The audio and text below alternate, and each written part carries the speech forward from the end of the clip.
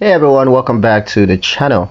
In today's video, I'm going to show you guys how to make credit card payments through Bright. Making your credit card payments through Bright is quick, secure, and helps you to stay on top of your financial responsibilities. Start by opening the Bright app and logging into your account.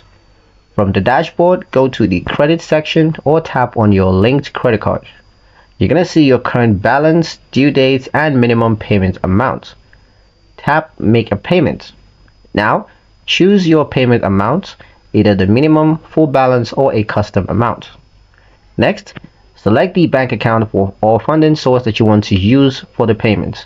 If you haven't linked one yet, you're going to tap Add Account and follow the prompts to connect your bank. Once your source is selected, choose whether you want to make a one-time payment or set up automatic payments to avoid late fees.